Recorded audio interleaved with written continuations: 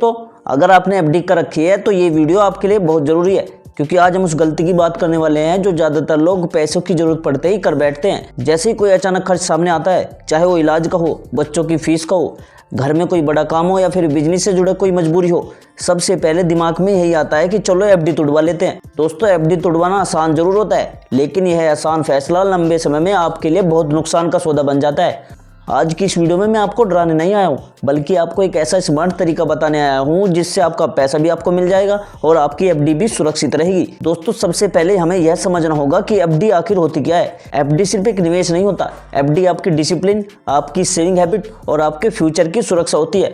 जब आप एफडी करते हो तो आप अपने आज के पैसे को कल के लिए सुरक्षित रखते हो। लेकिन जैसे ही आप बिना सोचे समझे एफडी तोड़ देते हैं, आप सिर्फ पैसा ही नहीं निकालते बल्कि उस डिसिप्लिन को भी तोड़ देते हैं जिसे बनाने में आपको सालों लगते हैं। और यही वजह है कि जो लोग बार बार एफडी तोड़ते हैं वे कभी मजबूत फाइनेंशियल पोजीशन नहीं बना पाते। अब जरा ध्यान से सुनिए। मान लीजिए आपने 5 लाख रुपए की एफडी 5 साल के लिए करवाई है। आपने यह सोचकर एफडी का यह पैसा भविष्य में काम आएगा, लेकिन अगर आप उसे 2 या 3 साल में तोड़ देते हो तो बैंक आपको पूरा ब्याज नहीं देता। बैंक यह कहता है कि आपने एफडी समय से पहले तोड़ी है, इसलिए ब्याज कम मिलेगा और कई बार पेनल्टी भी लगेगी। इसका मतलब ये हुआ कि आपने जो पैसा बचाने के लिए एफडी की थी उसी पर आपने खुद का नुकसान कर लिया। दोस्तों, यहीं पर ज्यादातर लोग यह मान लेते हैं कि एफडी तोड़ना ही एकमात्र रास्ता है, लेकिन सच्चाई यह है कि एफडी तोड़ना आखिरी ऑप्शन होना चाहिए, पहला नहीं।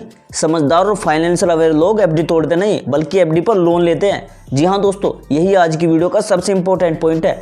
आपकी एफडी सिर्फ सेविंग नहीं बल्कि एक स्ट्रॉन्ग सिक्योरिटी भी है, जिसके बदले बैंक आपको पैसा देता है। अब बहुत आसान भाषा में समझिए कि एफडी पर लोन क्या होता है। जब आपकी एफडी बैंक में होती है तो बैंक जानता है कि आपका पैसा सुरक्षित पड़ा है। इसी भरोसे पर बैंक आपकी एफडी को गारंटी मानकर आपको लोन देता है और आपकी एफडी बैंक के पास ही रहती है। उसी पर ब्याज भी चलता रहता है और आपको अपनी ज़रूरत के हिसाब से पैसा भी मिल जाता है।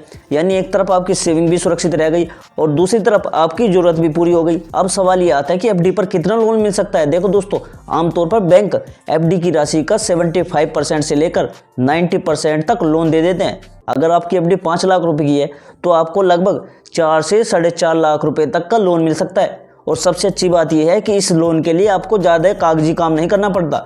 कई मामलों में पैसा उसी दिन या अगले दिन आपके खाते में आ जाता है। अब आप सोच रहे होंगे कि लोन तो लोन होता है, इसमें फ़ायदा क्या है। दोस्तों, यहीं पर आपको असली समझदारी दिखानी है।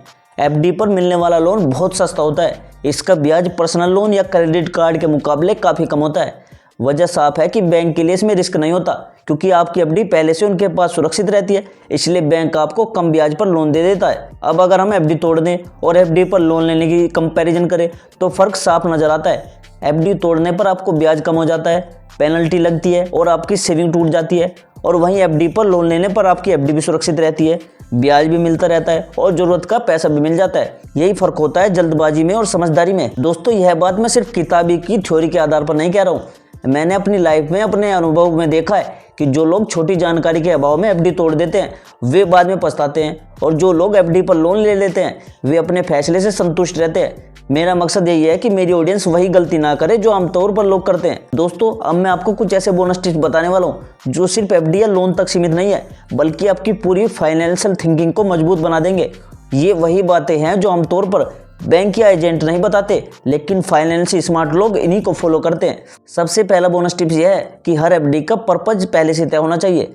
मतलब जब भी आप एफडी करवाओ, अपने मन में ये साफ रखो कि यह एफडी किसके लिए है। किस एफडी को बच्चों की पढ़ाई के लिए रखे, किसको फ्यूचर सिक्योरिटी के लिए और किसी को सिर्फ बैकअप के लिए। और जब एफडी का मकसद साफ होता है तो उसे तोड़ने का मन खुद ही नहीं करता और आप गलत फैसले से बच जाते हो। दूसरा बोनस टिप्स यह है कि एक ही बड़ी एफडी बनाने की बजाय एफडी को पार्ट्स में बनाओ। बहुत से लोग एक ही एफडी में सारा पैसा डाल देते हैं और फिर छोटी ज़रूरतों के लिए पूरी एफडी तोड़ देते हैं।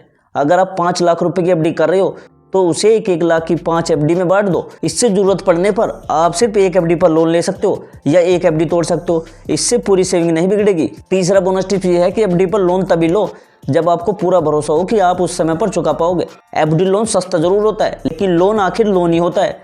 अगर आपने बिना सोचे लोन ले लिया और समय पर नहीं चुकाया तो बैंक आपकी एफडी से पैसा काट सकता है। इसलिए लोन को सुविधा समझो, लापरवाही मत करो। चौथा बोनस टिप्स यह है कि एफडी पर लोन को लॉन्ग टर्म सॉल्यूशन मत बनाओ।